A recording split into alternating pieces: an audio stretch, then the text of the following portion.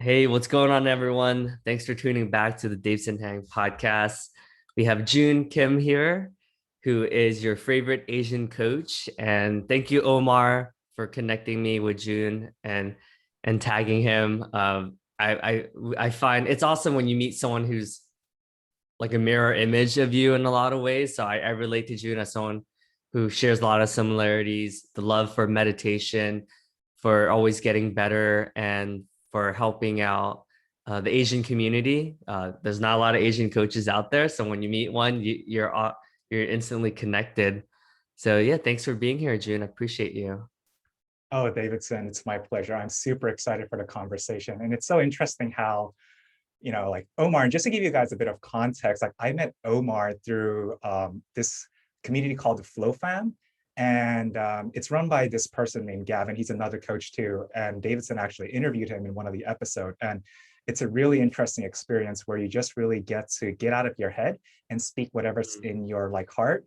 And it really kind of helps you just tap into a different level of feeling that you generally wouldn't necessarily feel. So it's a very interesting like space. So if you get a chance to stop by, really just great group of community and people who are just there just to help you just kind of get out of your day-to-day routine and just feel Mm. something different. Yeah. Yeah, we're both similar where we invite these uncomfortable experiences in our lives.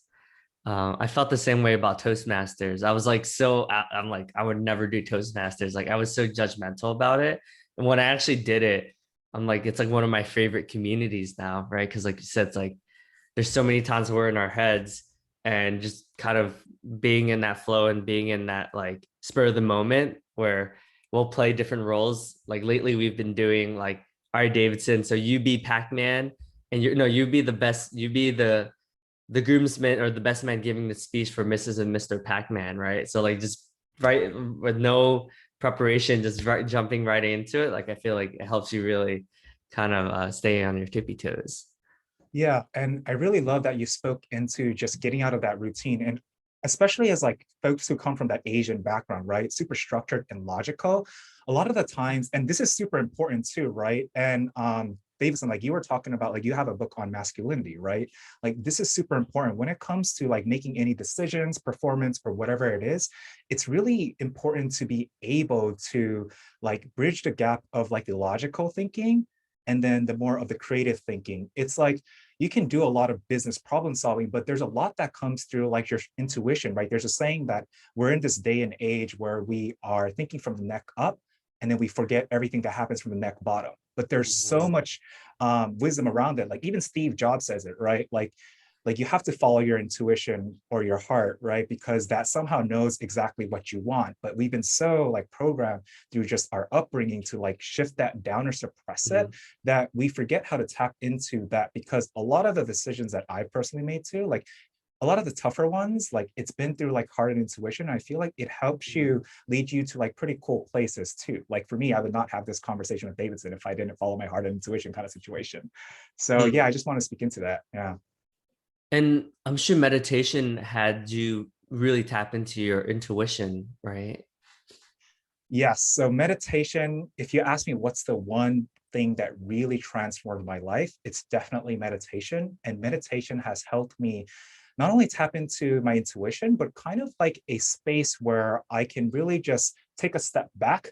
And, for those of you who are like in the business world, like, and you hear meditation a lot too. And I feel like there's a reason around this. Like, let's say Ray Dalio, who runs like one of the most successful hedge funds in the world, he talks about meditation kind of looking at everything from a bird's eye perspective, right? It helps you just get out of your head and see how everything is connected.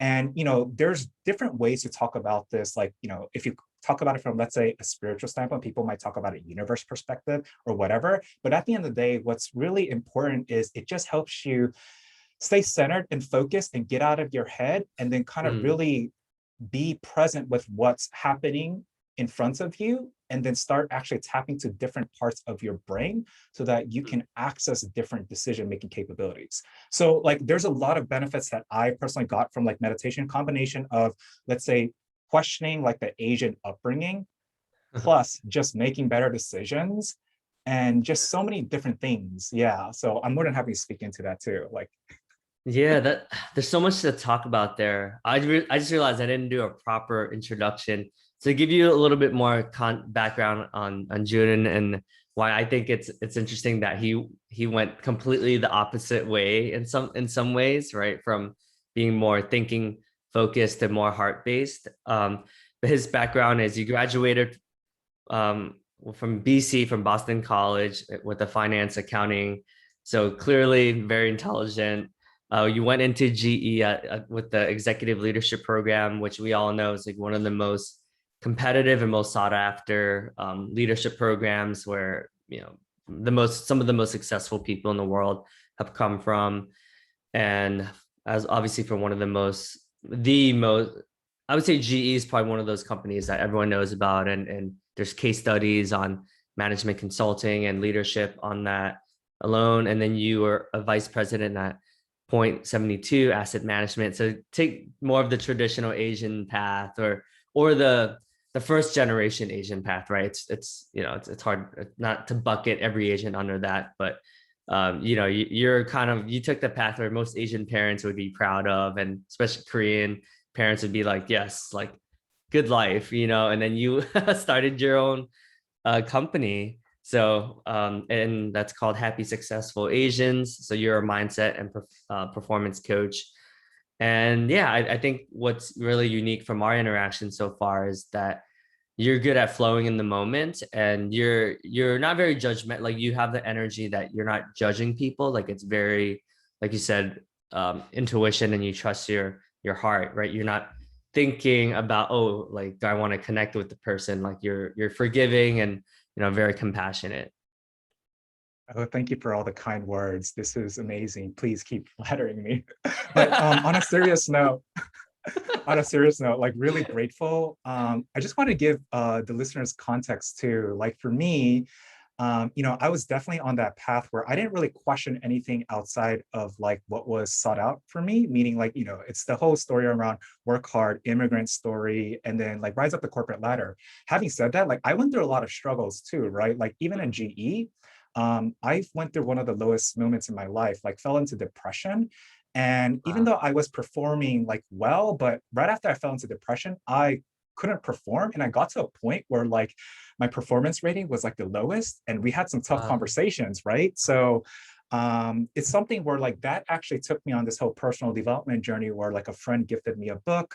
And then that kind of shifted my mindset around a few things, like kind of thinking Mm, about my perspectives on how I should think about making decisions, meaning and long story short, this book is called How Will You Measure Your Life by Clayton Christensen. And it talks about a story where like, you know, this person, the author, like he is a Harvard MBA grad, McKinsey. So he has all of these like qualifications, right? And he teaches it, recently taught like at Harvard, and he talks about how all of these high performing individuals, like in the US, at least we have 5-year reunions for most of the schools, right?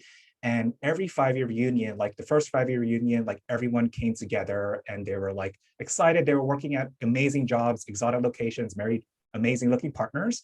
But mm, then like the second reunion, third reunion and onwards, he noticed that fewer and fewer people were showing up. And he was curious, mm, like, why? And he started looking into it. And then pretty much people, intelligent people, bright, like people who had like a great grand mission for like themselves and the world somehow ended up in positions that they never imagined, whether it's mm, divorce or let's say in jail or whatever you can think of. Like intelligent people, like this happens, mm, right? And happens unconsciously. So like that kind of made me seek things outside of GE. And then that took me like on like this little gap moments. It was a few months where like that led me to meditation and then to Point72 Asset Management. But what I wanted to speak into meditation is I'm very shy and introverted by nature.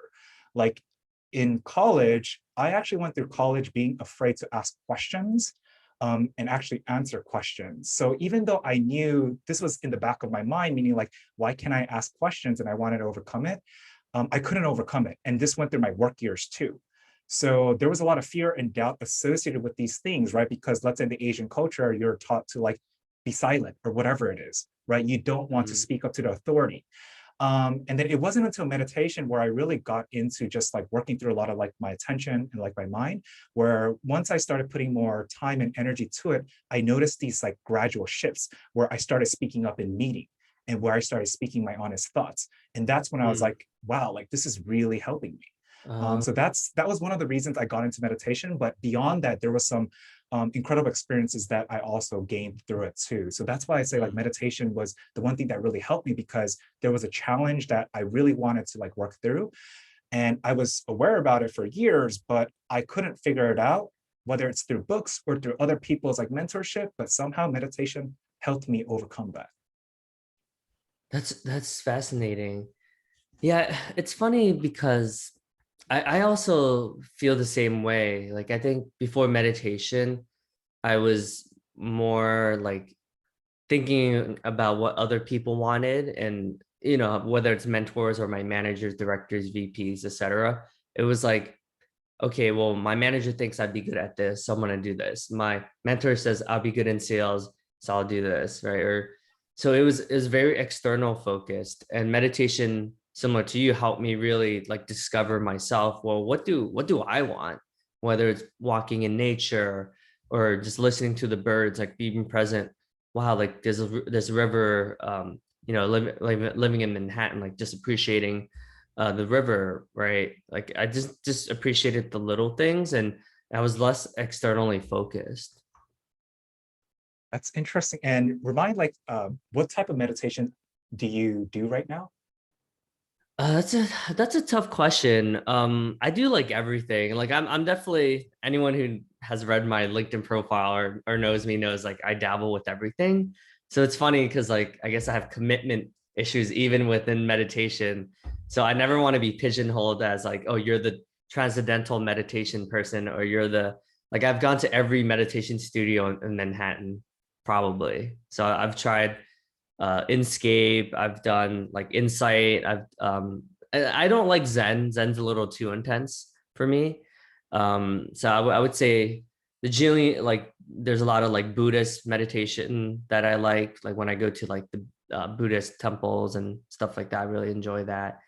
But in general, I would say I like it. Like Headspace was what kind of got me on. That was like kind of like the gateway drug into meditation for me. Got it. And the reason I asked is like, I feel like for people who meditated, they dabbled on different types of meditation. And what I feel is important when it comes to meditation is to find a practice that helps you silence your silence your mind or get into a specific state. Like everyone has felt this in some shape or form. For instance, for someone, because like sometimes people might find meditation challenging, right? And Yeah. that's why I talk about state, because you can access that state in different shapes and form. Mm, And let's say if you're a very nature person, you'll feel this sense of oneness, or when you see something mm, that's so grand and you realize that you're so small in the grand scheme of the universe or the nature yeah. or whatever you can think of, you get into the space where like your logical mind just gets silenced or it gets Huh. suppressed down, right? And Yeah. that's when you can actually do a lot of your creative thinking, because when you are in your head, a lot of the times it's based on a specific box or you put constraints around it. But when you get into a state of like, you can talk about it in terms of flow too, right? Like where you are kind of just in that moment and whatever ideas start surfacing, right? As opposed to you Mm, forcing it. And that's when you actually release certain aspects or certain ideas like outside of you. That's why when it comes to meditation, test different things. Like, there's different ways to build specific habits. Like, and I'm more than happy to talk about that. But I think one of the most important thing is to find a medium that helps you access a specific state. mm, And whatever helps you do that in the most, like, let's say, fun manner or most consistent manner for you, I think it's important to just go with that first and then build some ah, sort of practice around it. Like, I'm a big believer of that. For me, like there's a specific meditation, like I dabbled to a few things and I realized like, I think the meditation I practice, it's definitely more of, what is it? Like letting go of your thoughts, but there's a bit of like hypnosis around it too, like subconscious ah, reprogramming stuff too, which goes yeah. to like a different layer. But yeah, when it comes to meditation, find something that helps you get into a specific state of like flow, where you've felt it in some shape or form. It's this presence where you're so present that you forget about time and you're just so in the moment Mm, and you're in, let's say in nature, you're in awe. It's that same yeah. type of feeling. Chase the feeling. Yeah, I like what you said. So based on that reflection, Yeah, nature is definitely my meditation. Like when I'm hiking or when I'm in the mountains or when I'm in like a good rhythm, I feel like I'm one with the rock and like the butterflies and the trees. And that it's like weird to say that, but it really works for me. Like I feel very connected to the world when I'm in that state. And one comment, like, so meditation came to me just by chance because we're talking about this. And I'm just not the type of person where, like, if someone has a brochure or some sort of meditation sign, come try it out for free. I am not the type of person that would go and just do it. So, like, I'm like one of the least likely people to do it, and I just happen to come across it. And I think the big idea, and hopefully like people can resonate with this, is I got introduced to meditation through a friend, but like the core idea behind like this meditation practice that I got into, it's this concept where when you come into this world, right, you come in with a blank canvas, right? Meaning you don't have a concept of what's right, wrong, what to believe and not to believe in, and what's possible and not possible. Meaning there is no like this instruction that tells you you have to do something, right? It's through our five senses that we take on pictures. Experiences, our like education, our environment, whatever it is, like you start taking on a lot of what's happening around you because it's a part of your survival mechanism as like a kid. You're just learning and growing, right? And slowly that starts defining like your path, if you will, right? So like our Asian parents told you this is how you should make decisions. This is what's good and bad. You got to people please. You got to make sure you don't disrespect the elders. Hmm. And these are all important too, in some sense, right? Like keep that on, but also Yeah. question them because naturally, like we call this programming, if you will, or like whatever habits you create around this, your thinking. It's going Yeah. to tell you, you got to get a good grade. You got to get a good job. You got to rise up the corporate ladder. Those are all like it's from a place of like your parents worrying and wanting the best for you. Having said that, those are all pictures again. Even worry and anxiety and fear, those are all pictures. Little Huh. kids don't have a concept of what a mistake is, what to fear and what to doubt. They just do it, right? So those are all learned behaviors. So what I Hmm. realized was that if these are all pictures, like those are all in your mind. Like I can't see it, Davidson can't see it, right? And when you Yeah. start questioning them, and then the idea is you let go, this concept of like we subtract them and let go of these pictures, you're really just trying to get back to the original state of that blank canvas. And that blank Hmm. canvas, there is no concept, and we call it like truth, universe, whatever you want to call it. When you create from that space, it's a blank canvas. So there is no concept of this is what you have to do. This is what you Hmm. have to believe in. This is what you can or can't do, like your limitations, right? So when Yeah. you are tapped into that state, right? Let's say we talk about state again, and you create, it just comes through you, right? As crazy Hmm. as it sounds, it comes to you, and you're like, wow, where did this idea come from? It Uh, was it was there. yeah. I like what you said. I think the blank slate canvas is like tough for people who don't meditate, right? I mean, like, I guess you're right. Like, some people, it might be like they get so wrapped up in folding clothes or washing the dishes, and like, even in that moment, or gardening, right? Everyone has like sort of their place where they feel in that flow state. Um, yeah, I think the blank slate is where anything is possible, right? The podcast, the books, like everything, like my YouTube channel, everything was created from those things where I'm like, huh, like I have these like moments where I'm like, why not?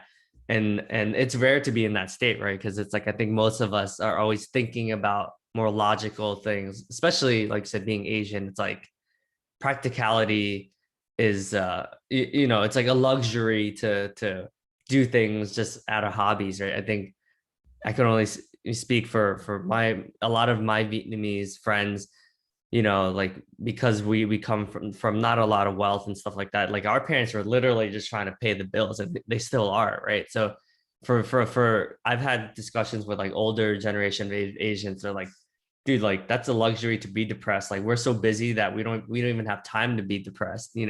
It's like that's like such an Asian thing to say. And I was like, yeah, like makes sense. Like if I was escaping a war and trying to like fend for make sure that I'm alive, and like my friends were killed like by Thai pirates, I would think the same way too, right? So yeah.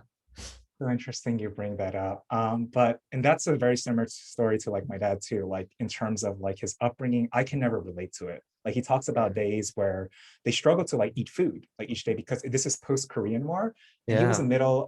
He lost his like dad at a very young age too, and he had to support like his older brothers, like his siblings and stuff. So he went through a lot. And having said that, like always just bear in mind, like when it comes to like your situation, it's different from like what your parents went through. But like Mm, when it comes to meditation, it's not just about feeling happy or feeling centered. It is about that, but I'm very practical too. It's about how can you elevate your performance? How can you make better decisions? How can you maximize yourself?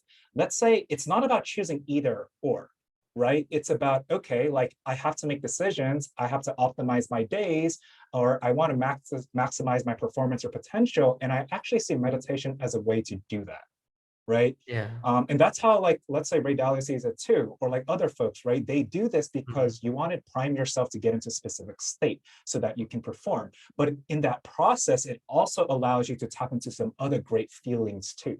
mm, So, like, I'm very practical about things too, because like when it comes to spirituality too, like some people can get super off tangent and woo-woo, and I love that stuff. And I really do. Like, I get super curious about it. But at the yeah. end of the day, it has to be practical, like it Mm, has to be relevant to you, like so that you can somehow apply it, right? For instance, like you can't go to like a freaking like I don't know, you can't be a monkey and go meditate for 20 years and not just like do anything. That's all great. But if you ask me to do that, I might test it out. I've done like meditation for like 2 weeks, like straight kind of wow. situation, through a retreat. Um, Uh-huh. but at the end of the day, like for most of us, because that's not as relevant, we have to figure out how can you bring that same level of learning and experience so that you can apply it to your days so that you can experience more of what you want, right? Mm. Yeah, that's how I see it.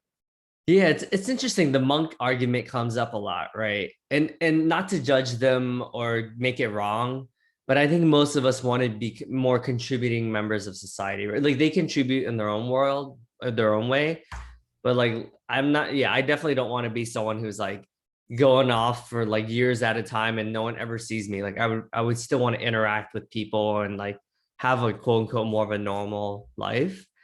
So yeah, that's a good point. I think even 10 minutes, even 5 minutes makes a difference. Like I've meditated for 5 minutes before because I'm like, whoa, like I feel just really out of it and I don't feel like I'm in a good place. And 5 minutes makes a big difference, right? So it's funny because I think people that are like, I don't have time for meditation, that's exactly who needs it the most. Because I was like that too. Like I'm like, dude, I would never be a meditator. Like I was so against it because I'm like, I don't know, I just didn't understand it. And then, but I think for me, like that's the thing I needed the most because I'm like, wow, like I'm so glad I was open-minded enough to try it, even though I was so against it, you know?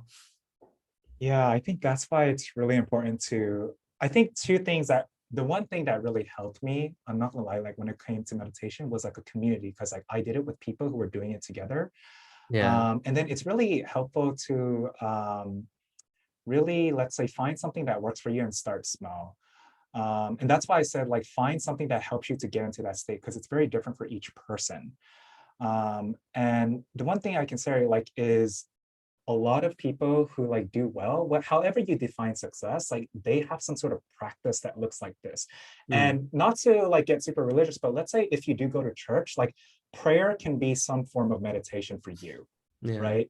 Whatever you do as like a religious practice, whatever it is, it just helps you kind of quiet the noise that's going, the distractions outside of your world, so that you are really focused on your inner world, right? And I Yeah. know this can feel a little deep, but like at the end of the day, you cannot create what you don't have inside of you, right? Whether it's like through your thoughts or like how you just operate.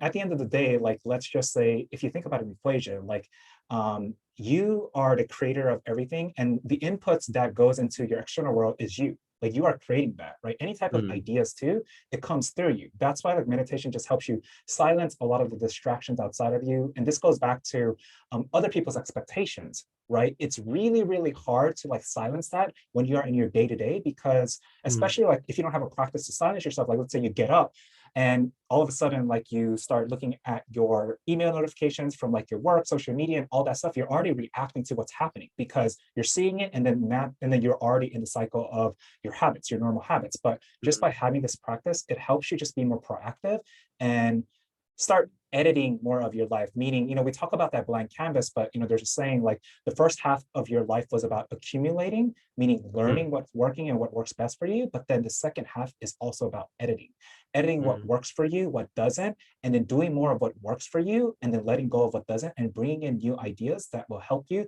do more of like what's needed for you. Hmm.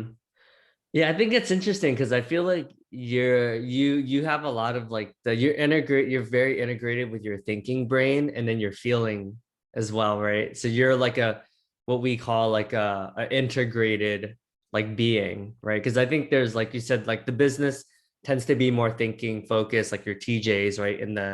In the Myers-Briggs type assessors, right? And then I'm definitely more of a feeler. But I feel like you're able to like really rationalize like these more woo-woo concepts.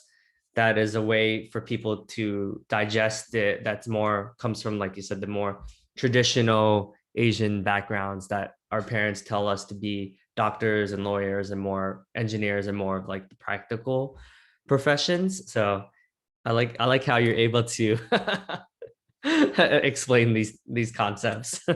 I really appreciate that. That means a lot because I'm a big believer in like there has to be spirituality, science, and strategy kind of combined.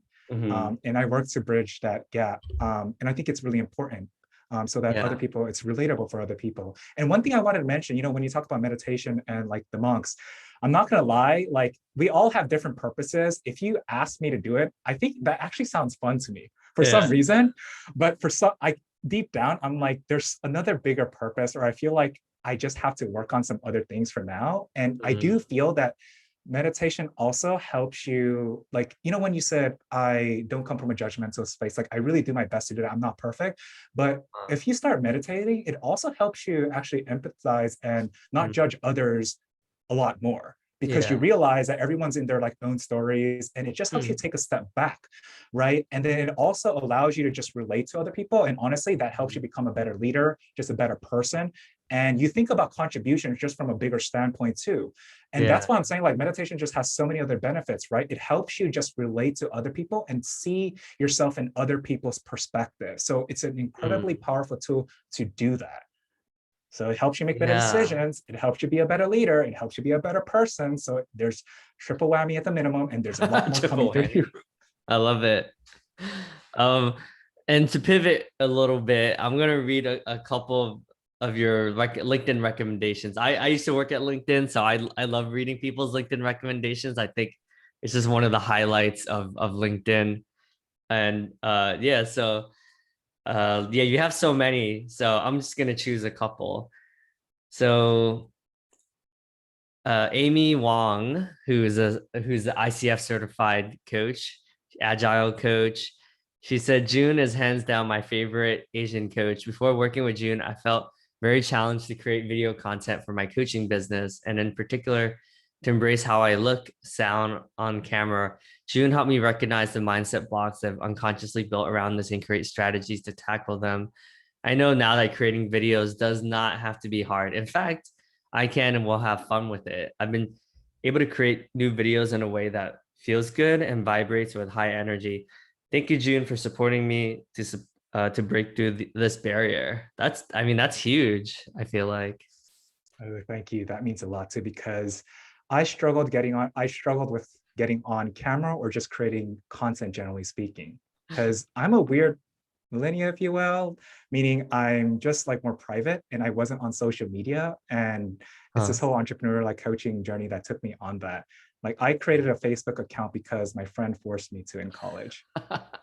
That's what I recall. And Instagram, I'm not on Instagram. I'm more primarily on LinkedIn. Yeah. But yeah, it can be fun. And I think everyone can do it. Yeah. Yeah, I think there's something about Asians and the saving face concept that I think that's why we get because we're almost more concerned about our reputation than actually anything else. Like it's almost like the most important thing. Like I think that's why Koreans and Japanese have the high suicide rates out of like every type of because we're so concerned about how others perceive us that it almost doesn't matter what we think, or at least that's what our parents have taught us or elders or whatever it is like society have told us. Yeah, there's a lot of that pressure. And I think it's really important to just understand how you can start working to let go a bit of that. And this goes back to living up to other people's expectations. Yeah. And it's not easy. There's going to be, you can take small steps. Like, I'm not gonna, like, when I left my job at GE, I didn't tell my parents. I told them after I left my job. Oh. So yeah, the conversation, it went fine, but they were shocked. They wished that Mm. I had that conversation with them prior to actually doing it. Yeah. So there's a lot of pressures around these things, but at the end of the day, you have to, I think, realize that, you know, your parents want the best for you, right? Mm. But having said that, you also want to make choices that actually align with like what you actually want, Mm. because at the end of the day, you're going to live with yourself. And then, you know, there's a few things that comes with this, right? Meaning, like there's a saying, like one of the biggest regrets of like the dying, there's that book around that, right? One of them is like, I wish I had lived a life true to myself, right? And this is coming from Yeah. like people like who are like close to their like death. And it's really important to do that, because at the end of the day, I think what's important is to do your best to live life with fewer regrets. And I promise you, when you start choosing things, and goes back to your heart and your intuition telling you, like, right? Mhm. And that's why, like, there's a saying, like, when your head, heart, and hand align, your head, heart, right? That's when like you'll feel more, you'll make decisions that feel good or make you happier, or make Mm. you more aligned with your decision from a long-term standpoint, right? And when you do things for other people's expectations, that's when you realize that your head logically is thinking that this is what I should do because of these expectations, but your heart or your intuition or your gut is telling you, no, like do something else. And the Mm. conflict generally will like translate into, I feel stuck, I feel miserable, I don't like this. And there's Mm. different ways, right? Because the one thing I do also want to share is, you don't have to like jump shift your job the next day unless you're Mm. really in a dark situation, right? Yeah. Um, I feel like I didn't realize at that time, but I think I did have like a bit of suicidal thoughts. Like I would joke around about like Mm. jumping off the building. I would like joke around with my colleagues saying like, good thing those buildings are like made up with strong glass, because if it wasn't, I would jump off the building. And the thing is, like, I was in a pretty dark moment, but for the most part, like if it's like okay and it's manageable, let's say on a scale from 0 to 10, like you're at a 5 or 6, there's different Mm. levers you can pull to start shifting your relationship and your energy, like with your works, right? You could be just Mm. burned out, and honestly, like you could just enjoy your job, but it might be something else. Mm. And that's where you want to like focus on using those leverage points. So like don't try to like focus on like this, I gotta like leave. That could be a decision for a lot of people, but also like think about other considerations too. I think I just wanted to share like that thing too. But expectations, sorry, long-winded answer. It's really important to start working through that, because that's when you can start making sure your head and heart and head align. And I Mm. promise you that will kind of lead you to some cool experiences. Like it won't be like dandy and easy all the way, but that's just how life is, right? You just learn to like Mm. work through it. Like getting to where you are wasn't easy. You had to work hard. You had to make Yeah. certain sacrifices, right? So nothing is easy. There will be problems. It's about how can you work around those problems. I'm curious as to about these because I'm sure you've thought about it a lot. Do you think a lot of the depression came from because there's a lot of pressure or I have expectations like people want me to be successful? Was it because of external factors, you think? For me, that's a really good question. So I think there was a few things. But first and foremost, it's a combination of things. When I hit the lowest moment, right, it was working long hours. It was like 80 plus at this time, 80 to 100. And naturally, when you're there, like you're not in a good mental state. And also, because I was there, what didn't help was that like my performance level just completely dropped, right? And I was having conversations that I've never had in my life. And also, I think it was just a spiral where I started like feeling incompetent, not believing in myself. I was Mm. tired. I didn't see at the end of the tunnel. And I just didn't have much of a life outside of work.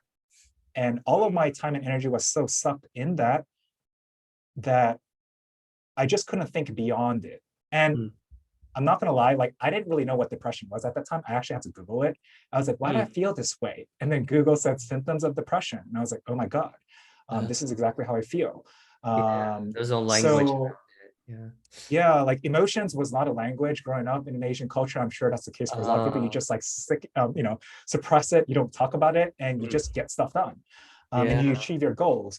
And it's interesting. Like I know, I'm like thinking there was just different factors that contributed to that. And honestly, I wouldn't say I really did enjoy my job as much. I'm not so like whenever you do anything, right? Fundamentally, there's going to be certain things that you enjoy and certain things that you don't. And I think a good balance is trying to make sure that you spend 70, 80, like the percentage just might slightly shift, but make sure that you enjoy most of what you do. Like there's not going to be any job where you enjoy 100% of it. Even entrepreneurship, there's a lot of things that people that you just might not see or people don't talk about. You got to do everything, right? It's fun. I love what I do, but there's some things that you just don't want to do, but you just have to do it, right? So I just want to be very practical about that. It's just making sure you find, but then it's the people aspect, right? That's at the end of the day, like what helps me stick through. But there were a few contributing factors for me where I realized that doing this type of work wasn't as exciting. It didn't align with like what I actually wanted to do. And then my manager at the time too was pretty checked out because they were going to roll out of the program, a combination of things. And the learning growth that I wanted, I didn't necessarily get what I wanted to. I was like burned out too. So there was different things that just really created a snowball effect for me at that time. No, thanks for sharing.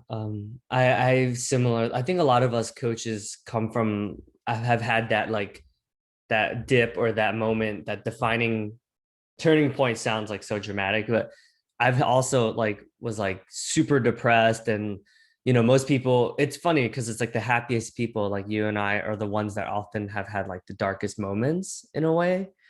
And similarly, yeah, like I was getting like let go from all these different jobs. Like, I mean, you've had like a pretty successful like career track, but dude, I barely graduated from college. I was like addicted to drugs. I was like dating a bunch of women all at once, but never really able to open up. Like I just had like very low moments where I felt like had like no career success, like never did well in school, like just I barely even did well in high school, right? So I just didn't have a lot going for me.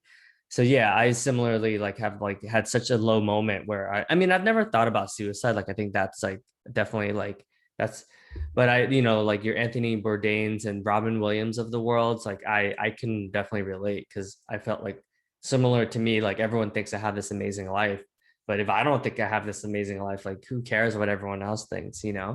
So yeah, I can relate to a lot of what you're saying. Like I think they call it the golden handcuffs, right? Like, that GE program, like similarly, even your career afterwards, like that's how I felt about a lot of these companies that once I started having success, I was like, wow, I'm making good money. Like on paper, like I get to go to all these cool conferences and I have an expense account. I could take my clients out to fancy, like I was doing on paper, like it looked great, but I was like, why am I exhausted? Like, why do I feel unfulfilled, right? Even though like I have this quote unquote like what many people would kill for this life, right? And then I started realizing like, oh, it's because it's not what I want. It's what my manager would want, or it's what like society is telling me I should want, which is like more money, better, bigger houses, better cars, and things like that.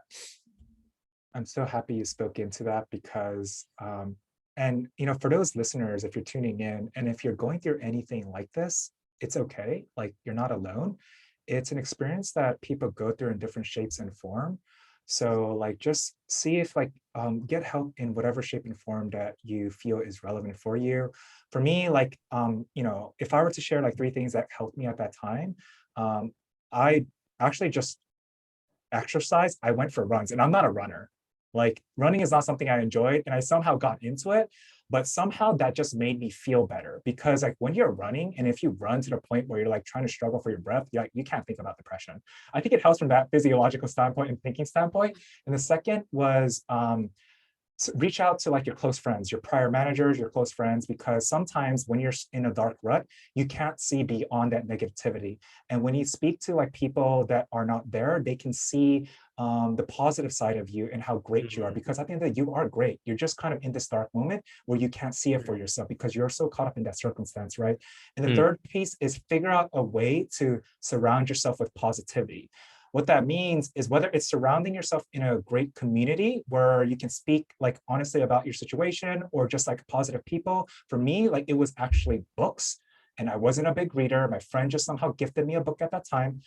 So figure out how you can start shifting your mental and emotional state. That's what Mm. helped me. But just to let you know, again, you're not alone, and it's okay. You can work through it. There's a Korean drama called It's Okay to Not Be Okay. And I'm so glad I watched that series. It was for me, like I'm like, wow, like this is needed in the world, you know? Like I gotta watch it. I did not watch it. That's why. Yeah, Oh, I it's heard it's good. great. I love it. I mean, it doesn't hurt that like they're very attractive as well, you know, that makes it like easier. But yeah, I love what you said, especially the just do things that make you feel good, right? For me, it's like if I know like I'm in a really crappy place, which happens all the time, um, I know like when I was working like near Battery Park, like I would walk, there was like an area where there would be birds that would like swim in that little like bird bath thing. I guess it's like a fountain. Yeah, yeah. So like for me, it was just so cool to watch like birds kind of like shake their wings and kind of like I was like, this will make me happy, right? So it's just like just doing things like that helped me realize like, okay, am I actually happy at this tech company? Am I doing it because like for external factors, like it looks good on paper, like this is a well-established brand. And then I was like, no, like I'm not happy, you know, and that's what caused me to kind of seek, like you said, more of these unconventional paths. Really awesome. I think that's super important in anything that you do because, in between goals, there's life, and then what's most important is to figure out how you can best like ride that wave. There will Yeah. be like moments where it's amazing and that's great, and there will be also be low moments too. So yeah, you just have to find ways to best ride that wave so that it can help you from not only like your personal goal standpoint when it comes to your profession, but also from a mental standpoint too, because that's very important. They're all related. Mm. And just we'll end it with one more. I love this Stephen Liu, who he's a shy introvert, public speaking engineer, and so it sounds like he said in just 2 calls with June, I gained a new perspective on how to grow my career coaching business. He asked me the right question to determine my motivation and help bring up my confidence. He's a great mentor as well as a good friend who provides his true, honest point of view. I highly recommend working with June to help you accomplish your goals. I love what he said about like just being a good friend, right? Like I think it all comes down to just being a good person. I think those are the people that like there's people like there's go-to people who like you always want to hit up, like you're like, oh my God, like I want their perspective on things. And I think it just comes down to the relationship at the end of the day. Amen. For me, I think relationship is super important. And in any type of coaching relationship, whatever it is, it should feel like a partnership, right? You're Yeah. co-creating together. And, when it comes to business, if you will, right? And I get coaching, I've been in masterminds, and there are folks who are very focused on sales and marketing. But when it comes to like Mm, client delivery, it's not where you would want it to be. Like for me, it's really, really important to like focus on client delivery because mm, that's what's most important. And this is yeah. very similar to like what you feel in the corporate world, right?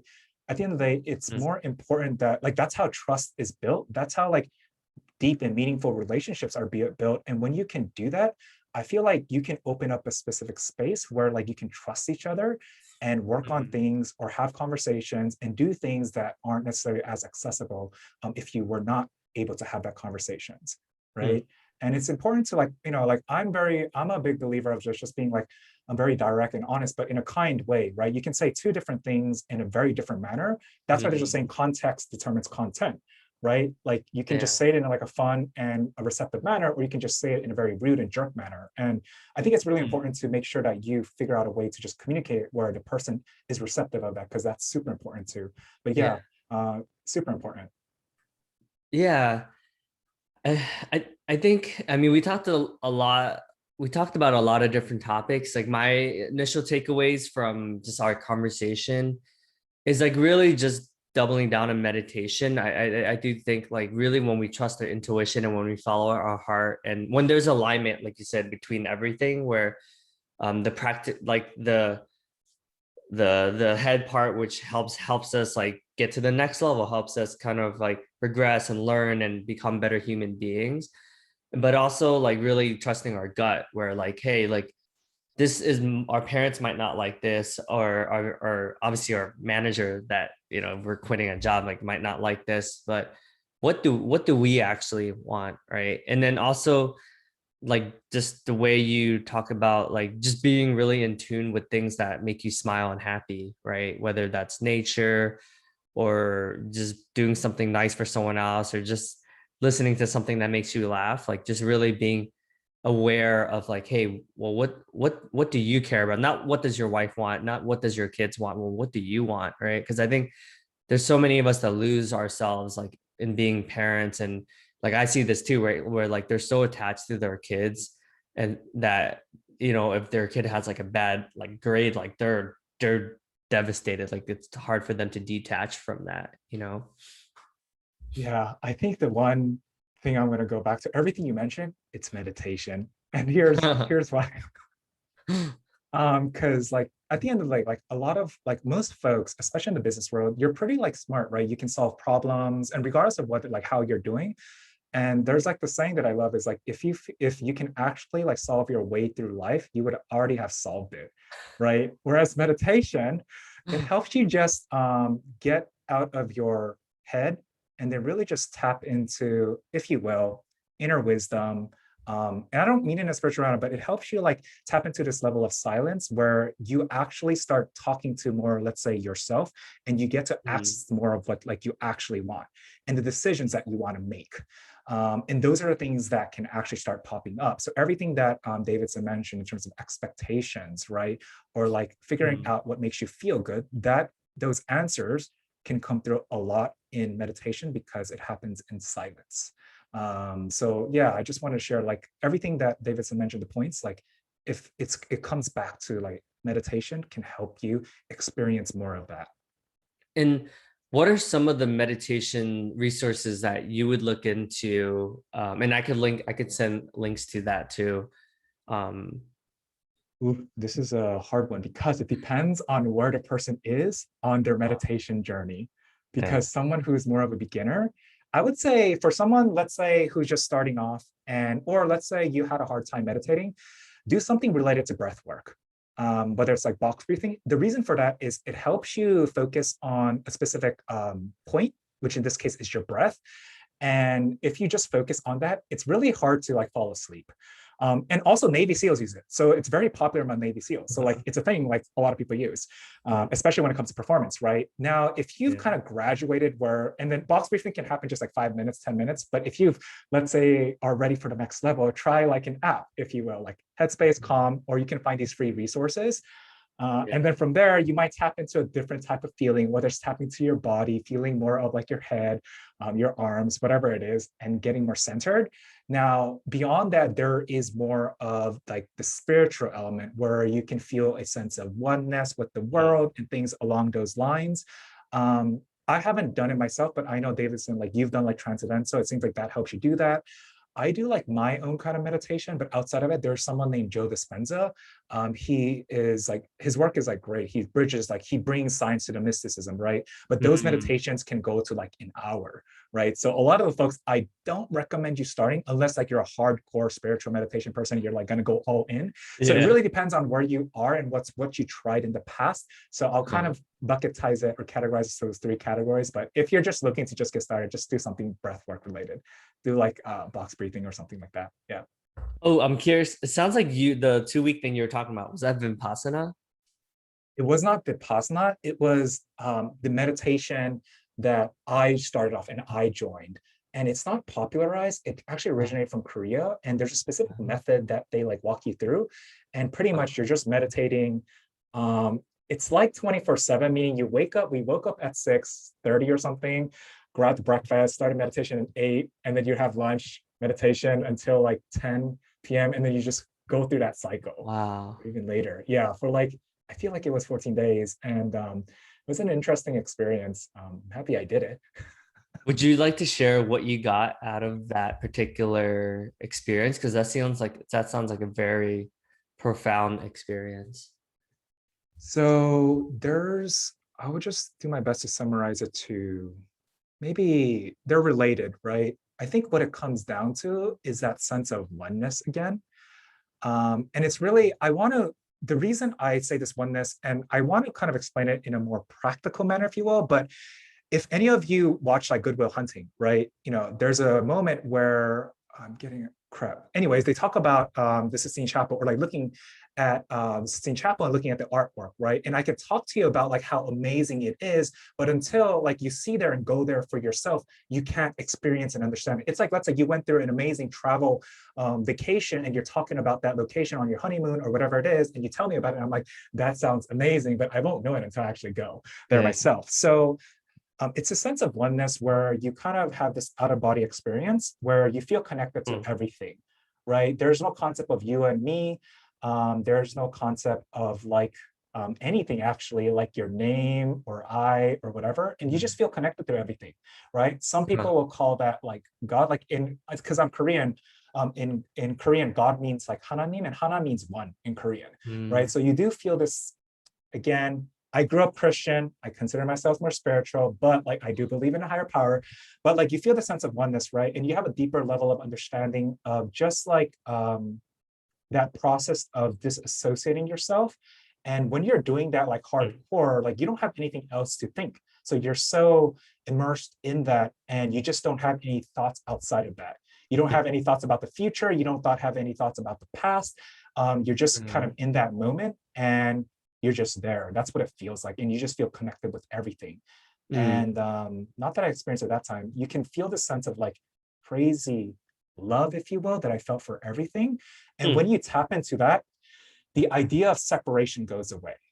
And the idea of Mm. separation is what causes pain, right? Meaning, what I mean by that is like, let's go beyond like the reason there's so much like hardships and pain in our world is because there's this concept of you and me, whether it's through race, gender, ethnicity, whatever it is. If you Mm. can go beyond that, like you realize that, we're all human beings. Um, Mm. they're like you're my brother, right? You're my sister, right? And then that's when Yeah. you feel like connected to everything. And that's where I feel like a lot of the healing can happen. This is just a different chat conversation for another day, but that's more of a more No, I spiritual love it. stuff. Um, this is an unpopular topic, but I feel the same way with psychedelics, right? That's why I dabble, because those are the moments where I feel like I'm the butterfly, and it's weird but you really lose that like sense of self and the ego. When I've done it, I saw myself as like my best friend, or I've seen myself as my wife, right? Like there's less of a, because I think it's very Western for us to individually win the awards, like best employee of the month. Like it's very like me focused, versus that's what I appreciate about the Eastern cultures. It's more of that collectiveness, and like really being conscious about, am I affecting my neighbors and stuff like that, right? So I think both has its ups and downs. I think that we need that perfect balance of both. um but yeah, all really really interesting stuff. Completely unrelated. Oh, did you have anything to say on that? No, I'm all set. I'm So all what's set. up with so many Koreans being like super Christian? Is that like, that's what I've noticed. I used to go to Korean church when I was younger. Is that like I'm not really sure, but I have noticed like every Korean person I know is Christian pretty much. Yeah, I don't know the history behind it, but that's the kind, like I'm in, like when we're having this conversation, I'm actually in Korea right now.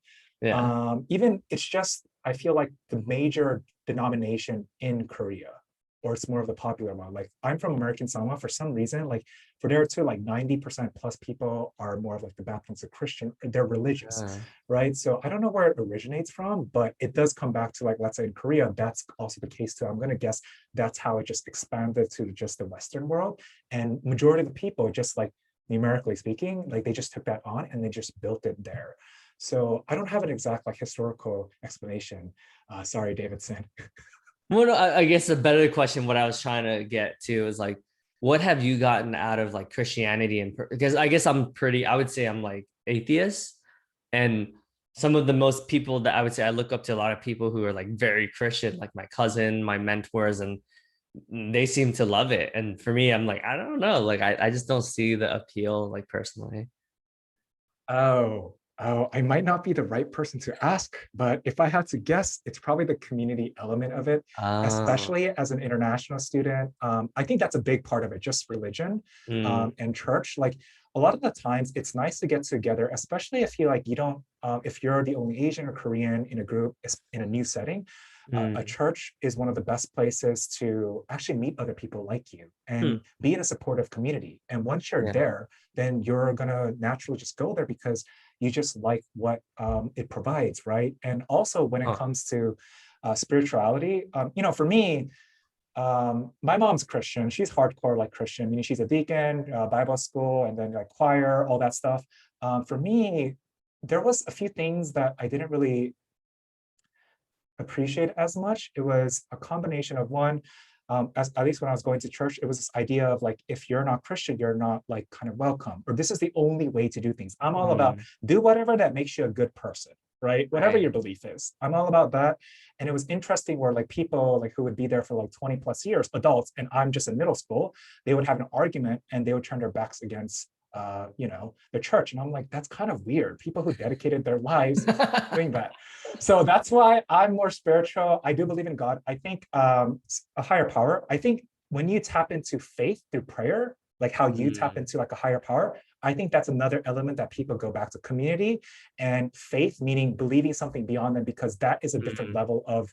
I can talk about it from a performance standpoint. It's a different lever because when Huh. you allow God to like come through you or whatever higher power, doubt, fear, all of that melts away.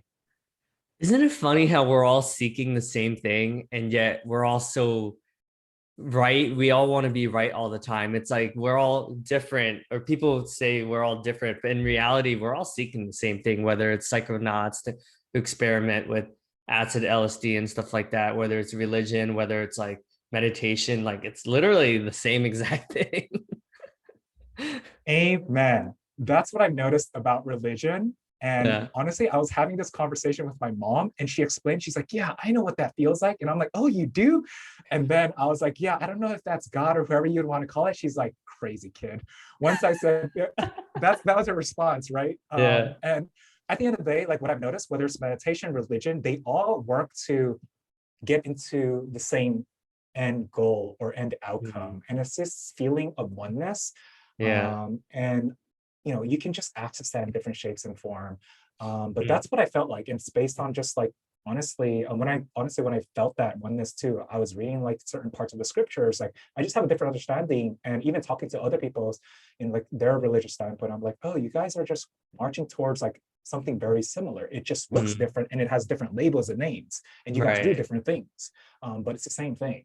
Like you guys are looking for this. We're all looking for the same thing. It's like mountain climbers who like climb Mount Everest, or surfers who like get that 50-foot wave, and skydivers, like it's all, I feel like it's all the same, right? It's like, the avenue in which they do it is like, well, this helps me feel connected to, like, get, like you said, ultimately get out of my body and into like really present to the universe and the world and the stars or whatever, right? um Fascinating stuff, man. Yeah, I love that stuff. Yeah, well, thank you so much, June. I just want to acknowledge you for like really just trusting your intuition and diving deep despite societal, despite the success, despite, because I think it's hard to quit, when you've gone to like a BC, Boston College, or, when you get into these like prestigious programs, there's so many people that you want to serve, right? Whether it's like your future family or your future spouses or your whatever it is, like you want to give back, right? But your way of giving back right now is just so fulfilling and satisfying because it's coming from a place of like authenticity and a place of like being of service, right? That you want, right? So I think that's courageous. So I appreciate that, man. Oh, Keep thanks so doing much. It you. means a lot. And right back at you. At the end of the day, I think both you and I like. I think we're marching towards something bigger than ourselves. And that was one of the bigger catalysts. There's different reasons, and Yeah. there's different things that I had to go through, but I just had this like thing where I wanted to share what I learned. I wanted to help others. I wasn't sure what that form was. Big dream is to somehow make education more relevant. But yeah, I think it's when you find that like you kind of march towards a bigger vision to like serve others, it does help you make decisions too. So there's different ways to make decisions, but yeah, thanks. And right back at you. Yeah, yeah, it's I think what's cool is you're because you have that business context and you have that business background, it's digestible for folks don't who have a negative perception of this woo-woo world. So I think you're just able, you're like that middleman, you're like that mediator between like you're that gateway between like, all right, because I think there's folks that are like from the get-go, their parents were kind of like quote unquote like more hippies, like more spiritual, that were more into that world. But because a lot of us Asians are so process or is like are so career focused that we're not really in touch with our inner child and things like that. I think you're like that mechanism that really can um lead people to a way that's more fulfilling ultimately. So I think you're like that perfect gateway drug in a way. Appreciate you. That means a lot.